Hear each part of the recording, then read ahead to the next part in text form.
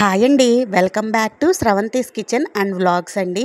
ఈరోజు మన వీడియో వచ్చేసి క్యాబేజీ 65 అనమాట.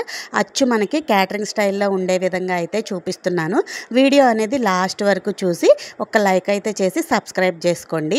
ఫస్ట్ అయితే ఒక వెడల్పుగా ఉన్న పాత్ర తీసుకొని బేషన్ లాంటిది, అందులో సన్నగా కట్ చేసినటువంటి క్యాబేజీ అయితే వేసుకోవాలండి. ఇందులో వచ్చేసి పావు కప్పు మైదా పిండి, పావు కప్పు బియ్యం పిండి, ఒక పావు కప్పు కార్న్ ఫ్లోర్ అయితే వేసుకోవాలండి.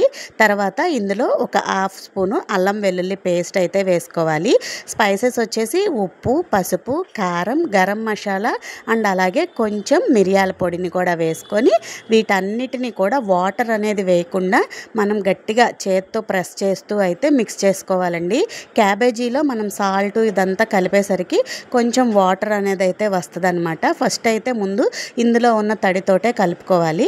లాస్ట్లో కొంచెం ఫుడ్ కలర్ వేసుకొని, వాటర్ చాలలేదు అనిపిస్తే కొంచెం వాటర్ వేసుకొని చక్కగా మనం మిక్స్ అయితే చేసుకోవాలండి. ఇది వచ్చేసి మనకి మరీ గట్టిగా ఉండకూడదు, అలానే మరీ పల్చగా ఉండకూడదు. పల్చగా ఉంటే ఏంటంటే ఆయిల్ పీల్చేస్తుంది, గట్టిగా ఉంటే క్యాబేజీ వచ్చేసి గడ్డి నవిలినట్టుగా ఉంటుంది అనమాట. కాబట్టి కొంచెం చూసుకొని మనం మిక్స్ చేసుకొని వేడివేడిగా మరుగుతున్న ఆయిల్లో మనం పకోడీలాగా వేసేసుకోవాలండి. దీన్ని వచ్చేసి హై ఫ్లేమ్ మీద అస్సలు కుక్ చేయకూడదు. ఫస్ట్ ఆయిల్ బాగా కాగిన తర్వాత మీడియం మంట పెట్టేసుకుంటే చక్కగా మనకి ఫ్రై అయిపోతాయి. అప్పుడు తినడానికి కూడా చాలా బాగుంటాయి అన్నమాట.